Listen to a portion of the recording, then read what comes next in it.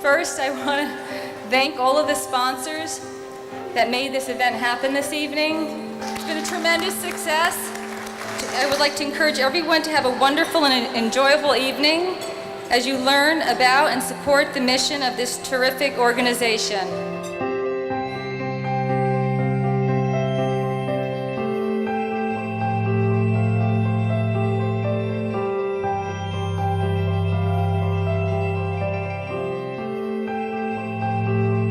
Tonight, Lord God, we thank you for the International Brain Research Foundation.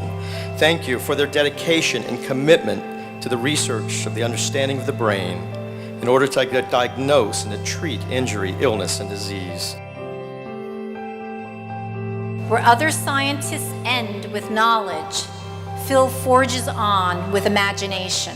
He created a very unique organization that gives hope, offers hope to those for whom little hope is offered. It's my privilege, honor, and delight to introduce to you the man of the hour, Dr. Philip DeFina. There are about 100 billion neurons in your head. Unfortunately, when things go wrong and there's damage, the brain is not able to repair itself or regenerate cells. So up until maybe a decade or so ago, there were very few treatments. We're treating autism, we're treating Alzheimer's, we're treating disorders of consciousness with great success. 53 out of 70 individuals who were deemed untreatable were able to be treated successfully and go from coma, vegetative, and minimally conscious states back to full consciousness. He was 90 years old at the time my father fell.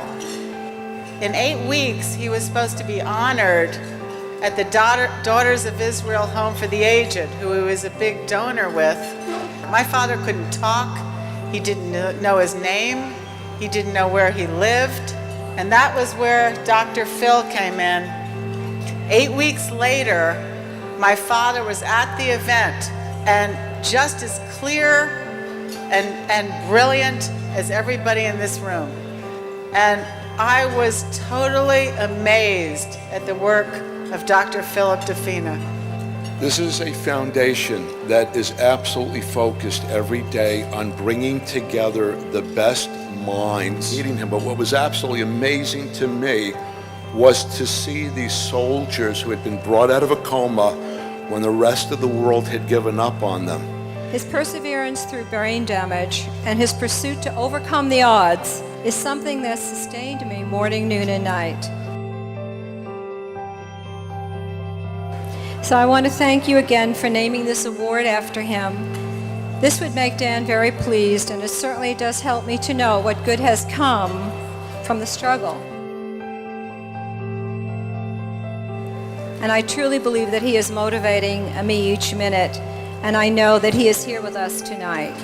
I'm proud to tell you that Dr. DeFina now is a Vice President for Rehabilitation and Chief Neuroscientist of Meadowlands Hospital Medical Center.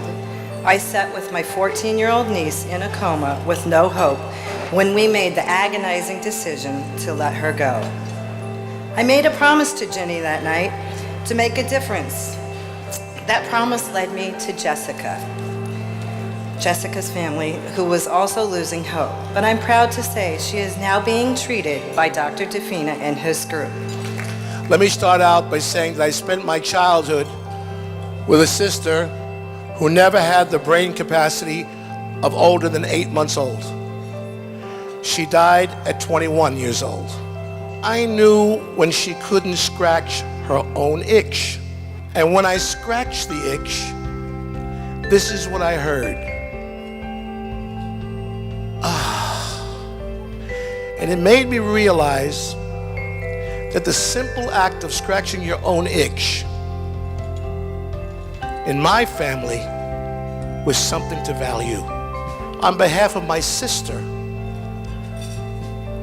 I could look at you in the eye and say, the work that you do, you doctors and you scientists, should never be taken for granted. Clinician of the Year Award to Jonathan Fellis, MD. Many people say, how do you do it? And I say, I come to work to hit a home run every day. This is the most important charity event I have ever attended. During times when we would have to close the door and say we're done, and then next thing you know, a check came in the mail from the Plavsky Foundation to keep us alive. In recognition of your outstanding support, dedication, and generosity, to Michael Di Pasquale Jr. from the International Brain Research Foundation. We're inspired by him. He continues to see us. Please come up here, Officer Olmedo, NYPD. We want to give you the Hero Award recipient from the International Brain Research Foundation for 2011. Thank God. On the 11th day, many doctors thought I was not going to make it, but thank God I made it. Patients who were told they would never wake up from coma, who have returned back to school, soldiers who have been able to awaken, some return back to active duty. Every individual that we help and every step of the way in their improvement is a big thing for us and for their families. And thank you, IBRF, for not only making this possible, but for all that you do for our nation's military and all the lives that you touch.